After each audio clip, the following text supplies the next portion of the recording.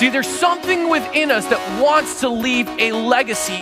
But here's the thing you need to know is if God asks you to do something, don't look at the size of the job, look at the size of your God who asked you to do it. See, he laid down his life for you, so that tells me that you are not worthless, you are worthy. And this is what he wants to rewrite into your story. That reality impacts everything. Welcome everyone to week 2 of Stumbling Toward Perfection. I'm so excited about this series as we're just talking about how life is not always perfect, and sometimes we got to pick ourselves up and just keep moving in the race that God's called us to. And sometimes we stumble along the way, but we're stumbling toward perfection. I remember years ago, I was in a triathlon. It wasn't a traditional triathlon, it was an off-road triathlon. And so it was kayaking instead of swimming, mountain biking instead of road biking, and then trail running instead of road running. And I remember in the transition place of the race was on a beach. And so I remember coming in after the mountain biking, and I drop my bike and I start running the race part, the running portion out into the woods. And because it was on the beach, I got sand in my socks and kind of down my shoes.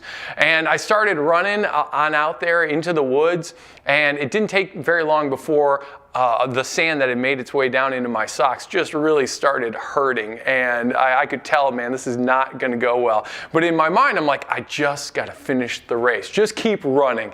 Don't stop. And well, I made it about 2.5 miles out. It was probably a 5-mile run. I made it probably 2.5 miles away from, the finish line before I was like, I have got to stop, or this is not going to go well for me. I'm going to blood, on my feet. So I sat down. I took off my shoes. I took off my socks, I knocked out all the sand, and then I put it all back on. And by the time I had kind of reoriented myself, I had been sitting for a couple minutes.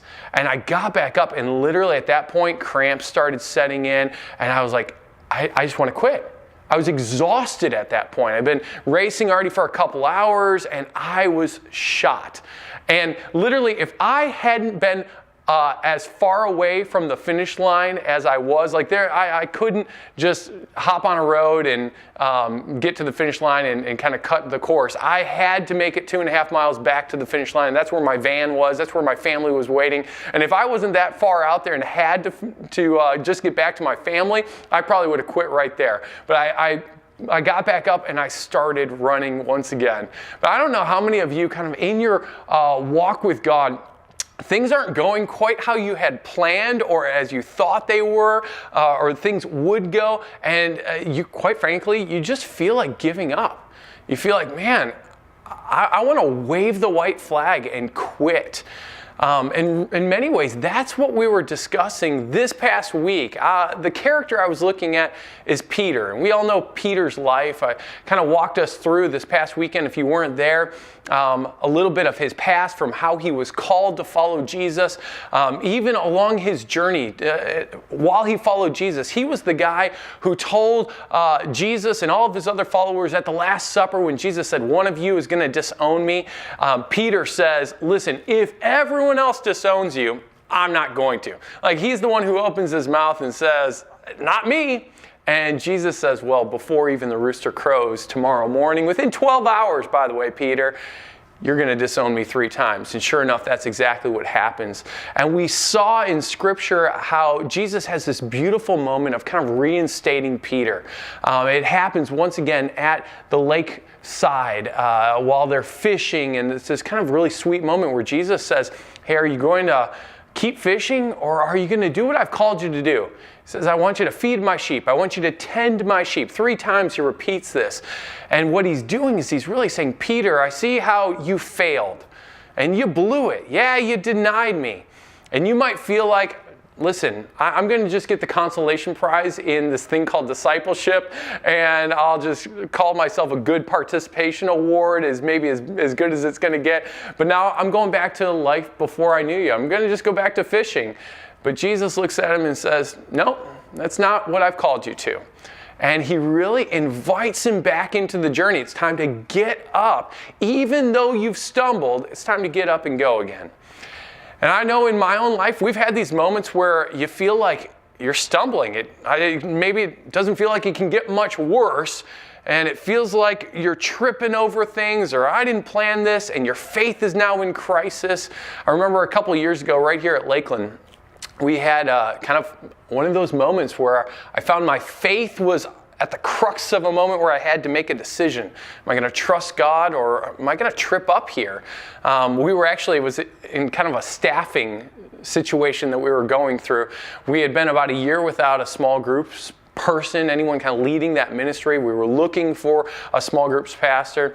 And Jeff Tilson, we'd been talking with Pastor Jeff, but it looked like the doors were closing on that opportunity. And we were pretty heartbroken. And then at the same time, we were without a children's director. And so we've been going months without anyone leading those ministries, and that is difficult upon ministry when you don't have someone who's just really at the helm taking leadership there. And so we had this guy that on paper he looked great. On an interview on the phone, he sounded great. We had good conversations with him, and we thought, good, we need someone so badly here. And so we brought him out for a weekend with us with the intention of offering him a position. And at the end of the weekend, actually at the end of the first night, it became very clear this isn't going to be a good fit. And I was heartbroken because I'm sitting there going, I need this to work. I need someone over that ministry. I need someone over small groups and children's. And I felt like we were stumbling in some areas in our ministry. I remember my wife and I, we looked at one another and we said, we got to have a conversation with Pastor Richard and Naomi. And so we called Pastor Richard, our executive pastor, and his wife over to our house. I remember sitting around our island. It was late at night in our kitchen, and we were just staring at each other in the eyes, and we said, this doesn't look good. I feel like Lakeland is stumbling in these areas, and we were kind of at a crux of a decision of what are we going to do. And I remember we looked at one another, we stared each other in the eyes, and we said, you know what? We're going to trust God. This feels like a real nasty stumble. But we're going to trust God, and we're going to get up tomorrow, and we're going to trust Him tomorrow, and He's got a plan, and we're going to keep leaning into that. And it was one of those deals that within a couple weeks, actually, the doors kind of reopened with Pastor Jeff, and of course he's here now. And a couple months later, we found a children's director, and that has worked out. But I remember at that moment, man, it was really difficult. And maybe some of you can relate to that, where you feel like your faith is on the verge of stumbling, and maybe it's not always because you even walked away from God. Maybe it was because of a stumbling circumstance in your life. Let me just say it this way. Stumbling circumstances often produce faith stumbles. And here's what I mean by that. Like my wife, her mom was killed in a car accident. That's just a stumbling moment where you feel like life is out of control and kind of going crazy, and you're like, but what it always leads to, and often leads to, I would say, is this place where now your faith is set up to either trust God, or you're in that place where you might stumble. And so maybe you can relate to that, where maybe you say, I haven't purposely walked away from God. I didn't deny Jesus like Peter did, but my circumstances kind of hit the fan, and I found that the circumstantial stumble propelled me into a faith stumble. As you guys hop into your small groups today, I just want you to share something around this area. Maybe it's a time in your life when you were kind of at the crux of stumbling. How did God either carry you through it and invite you back into the journey?